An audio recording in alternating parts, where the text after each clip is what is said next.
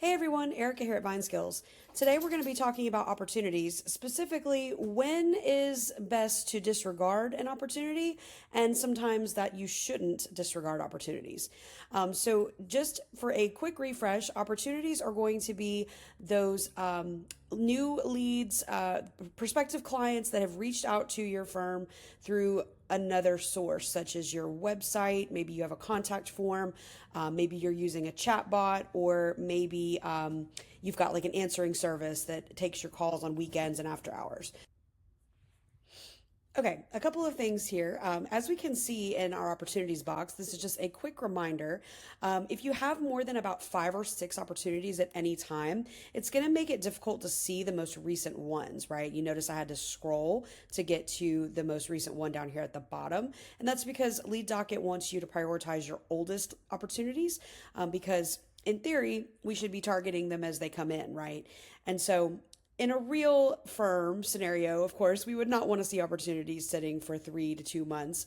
But the idea is just to process these opportunities quickly, either disregard them or turn them into a lead, reject them, refer them, whatever is necessary. We just want to keep them out of this opportunities box so that this view is clean and you don't have to go hunt for these opportunities down here at the bottom. All right, so let's take a look at a couple different scenarios here. Let's go into Erica testing. We can see that this came in through a reception form.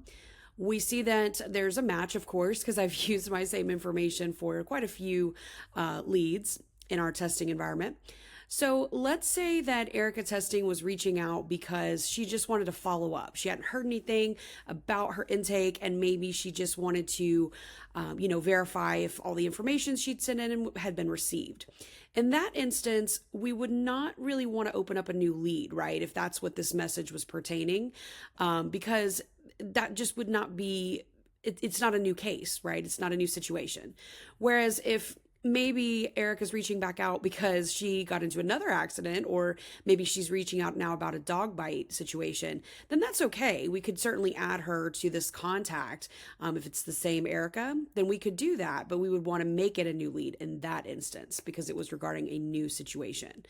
So how you can check that, just a quick aside, is you can always just open up one of these other leads that you see in your duplicates, and then the appropriate action would be to add a note that she followed up wanting to make sure all of her documentation was received. So if it's a true duplicate for the exact same situation, you can then disregard the opportunity.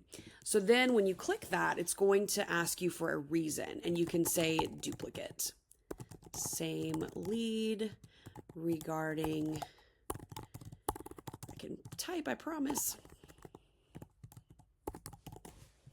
And this right here will just give the rest of your team a quick snapshot into your thought process, that you did in fact verify that it was not regarding a new matter and that it was regarding this other prior matter that she'd already reached out to your team to discuss. And you could even put something here like just wanted to confirm docs received.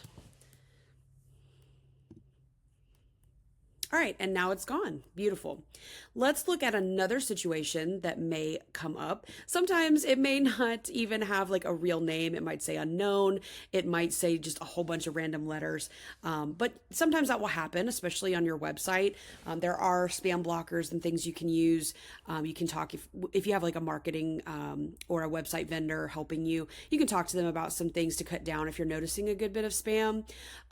But what you would do here then, in this case, if this was just truly a sales call or just junk, you can come in here and hit disregard and then put junk or spam.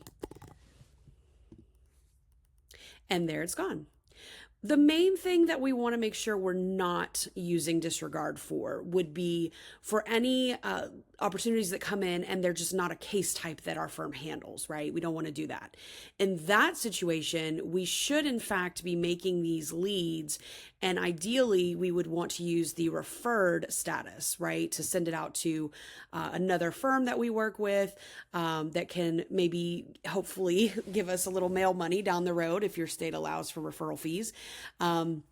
But, you know, if not, then just to maybe help get you some business in return. If you send them some leads, maybe they'll kick some back over to your firm. So just make sure you're not using disregard opportunity for case types that you don't handle. Now, that being said, I do understand a lot of firms don't have a robust referral network right away, or maybe they just don't have someone for that particular case type. I would still recommend using at least then rejected, and you can use a substatus if you like. You can create a substatus for perhaps case type we don't handle, no referral partner available, or something like that. And then that's going to allow you to see that maybe if you're getting a lot of rejected leads because you don't have a criminal law firm that you work with or probate, maybe that could be an opportunity for someone in your firm to network and find someone, right? Because you could be leaving some money on the table if you're getting a lot of those types of referrals and you're not able to direct people to a specific firm. Of course, we can always give out your local bar association. They probably have a referral source or a referral number that people can call, but that's just not quite as personal as having an actual attorney or law firm to give out to your prospective clients. So that is my recommendation there as far as using rejected or referred instead of disregard for case types that your firm just doesn't handle. Now, let's say maybe you are a little nervous about the idea of allowing your team to disregard leads, and you don't want that because you're afraid you won't be able to find those. Let me just try to put your mind at ease there. If you go into opportunities, you can then see this blue button right here that says View Disregarded. It's going to give you a report from the last 90 days of all of the opportunities that were disregarded and why. So you can just click on that and it's going to tell you, okay, Erica did this and it was because it was junk. Now, let's put your mind at ease even further and say that maybe this team member was mistaken. Maybe this wasn't a sales call. Maybe it was an actual lead and not a duplicate. In that instance, no problem. All you'll need to do is just come into this disregarded opportunity, update whatever fields need to be updated, and then you can just simply scroll down to the very bottom. Again, this is just our test environment, but you can just simply create and return to dashboard, and it's going to kick it out of those disregarded opportunities, and it will be back in your lead docket dashboard. No problem. The other thing here is as far as, sorry, let me go back. The 90-day limit. That's just in this view right here. You can actually go back further than that if you go to reports and if you navigate to opportunities list. And let's see. So this would be, let's just go back to the very beginning of the year. How about that?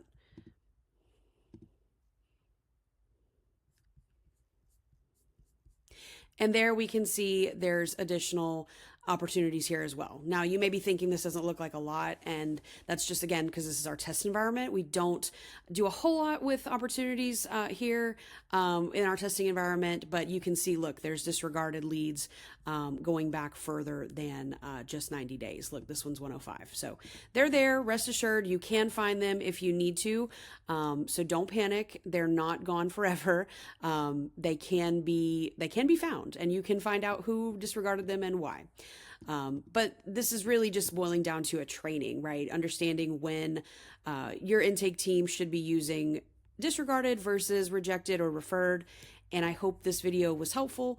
If you guys are struggling with anything pertaining to Lead Docket, you need some additional training, you'd like to work with us for maybe a month or a few for optimization on Lead Docket, we'd love to talk with you further. Please reach out and let us know how we can help. Thanks for watching.